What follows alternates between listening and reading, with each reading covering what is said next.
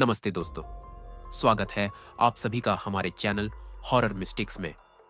तो दोस्तों, आज मैं आपको एक ऐसी कहानी सुनाने जा रहा हूं जो आपके रोंगटे खड़े कर देगी। ये कहानी है आकाश और उसकी पत्नी कृतिका की। दोनों को पुरानी चीजें इकट्ठा करने का शौक था। एक दिन उन्हें शहर में एक नीलामी के बारे में पता चला। उस नीलामी में पुराने जमाने के फर्नीचर के सामान, फेमस लोगों द्वारा बनाई पेंटिंग्स इत्यादि शामिल थे। उस नीलामी में आकाश और कृतिका भी पहुंचे। नीलामी शुरू हो चुकी थी। सभी अपने पसंद की चीजों पर बोली लगा रहे थे, पर आकाश की नजर एक बेहद पुराने लकड़ी के दरवाजे पर टिकी हुई थी। उस दरवाजे पर बारीक नक्काशी थी। जब दोनों ने दरवाजे को पास से देखा तो कृतिका ने दरवाजे पर लिखी भाषा को गौर से देखा और आकाश से कहा, यह कैसी भाषा है? यह तो किसी तांत्रिक ग्रंथ जैसी लग रही है। आकाश हंसते हुए बोला, अरे तुम बहुत ज्यादा सोचती हो। यह दरवाजा हमारे लिविंग रूम में शानदार लगेगा। और फिर उन्होंने बिना सोचे समझे उस दरवाजे को खरीद लिया। लेकिन दोस्तों, यही उनकी सबसे बड़ी भूल थी। उन्होंने उस दरवाजे को अपने लिविंग रूम में लगवाया और लगाते ही कृतिका को कमरे की हवा भारी सी लगने लगी। कृतिका ने इसे अनदेखा किया, लेकिन रात में आकाश के साथ सो रही थी तो अचानक कृतिका को एहसास हुआ कि कोई उसे घूर रहा है। उसने आकाश को जगाया और कहा कि मुझे कुछ ठीक नहीं लग रहा। आकाश नींद में था। उसने अपनी हल्की सी आंखें खोली और कहा, तुम्हें कोई वहम हुआ होगा। यह कहकर सुला दिया। कृतिका ने भी अपने मन को समझाया और सो गई। अगली सुबह होते ही कृतिका ने देखा कि घर के 2 गमलों के पौधे गायब हैं और बाकी पौधे मुरझा रहे हैं और उनका पालतू कुत्ता शेरू दरवाजे के पास जाकर डर के मारे बैठा हुआ था और अजीब अजीब सी आवाजें निकाल रहा था। ऐसा लग रहा था मानो कोई छुपा हुआ खतरा उनके आसपास मंडरा रहा हो। ये सब देखकर कृतिका बहुत हैरानी में थी। उसके साथ ये सब चीजें क्यों हो रही थी, वो ये सब समझ नहीं पा रही थी। उसको ये सब चीजें देखकर बहुत डर लगने लगा था।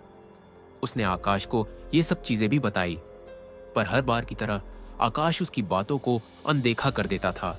पूरा दिन कृतिका को यही सोचने में निकल गया कि उसके घर में यह सब क्या हो रहा है। फिर उसी रात कृतिका और आकाश डिनर करके सोने के लिए अपने रूम में गए तो आधी रात को कृतिका ने दरवाजे से हल्की सी फुसफुसाहट सुनी तो उसकी रूह कांप गई। उसने तुरंत आकाश को उठाया और कहा, इस दरवाजे में कुछ गड़बड़ है, इसे हमें हटा देना चाहिए। लेकिन आकाश फिर वही बोला, अरे पगली, यह सिर्फ एक दरवाजा है। आकाश अपनी पत्नी की बातों को नजरअंदाज करके बहुत बड़ी भूल कर रहा था, लेकिन कृतिका को एहसास हो चुका था कि इस दरवाजे में कुछ न कुछ रहस्य जरूर छिपा हुआ है। कृतिका की हर रात डरते हुए निकल रही थी, लेकिन एक रात उनकी जिंदगी में ऐसी आई जिसने दोनों का दिल दहला के रख दिया। एक रात जब दोनों डिनर करके अपने घर के छत पर टहल रहे थे तो अचानक उनके रूम से बहुत तेज आवाज आने लगी। जब दोनों भागकर लिविंग रूम में पहुंचे तो देखा कि दरवाजा अपने आप हिल रहा था। यह देखकर दोनों बहुत घबरा गए और एक दूसरे की ओर देखने लगे। उनको कुछ समझ नहीं आ रहा था कि वो क्या करे। फिर आकाश ने दरवाजे की नक्काशी के बारे में गूगल पर सर्च किया और जो पता चला वो सुनकर उसके होश उड़ गए। उसने गूगल पर यह पढ़ा कि यह दरवाजा कोई आम दरवाजा नहीं है, यह कालद्वार था, एक ऐसा श्रापित दरवाजा जिसे परलोक की आत्माएं इस दुनिया में आ सकती थी। अब आकाश और कृतिका को समझ आ गया कि उन्होंने कितनी बड़ी गलती कर दी थी। उस रात घड़ी में 3 बजते ही दरवाजा अपने आप खुल गया और उन्हें उसके पीछे एक दूसरी ही दुनिया नजर आई। कृतिका ने दरवाजे के पास एक परछाई देखी जो धीरे धीरे एक डरावनी आकृति में बदलने लगी। आकाश और कृतिका ने अगली सुबह एक तांत्रिक पंडित रघुनाथ को बुलाया। जैसे ही उन्होंने दरवाजा देखा, उन्होंने कहा, यह दरवाजा एक शक्तिशाली तांत्रिक कालेश्वर का था। उसने इसे अपनी शक्ति बढ़ाने के लिए बनाया था, लेकिन उसकी मौत के बाद यह दरवाजा श्राप बन गया। अब इस आत्मा को रोकने का बस एक ही तरीका है कि हमें उस आत्मा का सामना करना पड़ेगा।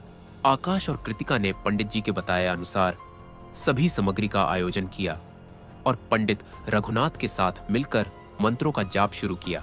मंत्रों की आवाज सुनकर दरवाजा जोर जोर से हिलने लगा। कमरे की चीजें इधर उधर गिरने लगी।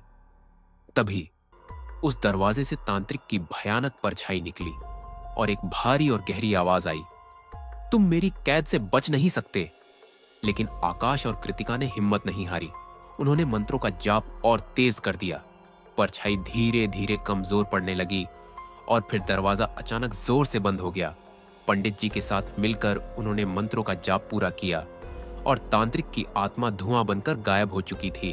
अगली सुबह उन्होंने उस श्रापित दरवाजे को घर से निकालकर नदी में फेंक दिया और इस तरह उस मौत के दरवाजे का हमेशा के लिए अंत हो गया। अगर आपको ये कहानी पसंद आई तो कमेंट में जरूर बताइए और हमारे चैनल हॉरर मिस्टिक्स को सब्सक्राइब कर लीजिए। अगली बार फिर मिलेंगे एक और डरावनी कहानी के साथ।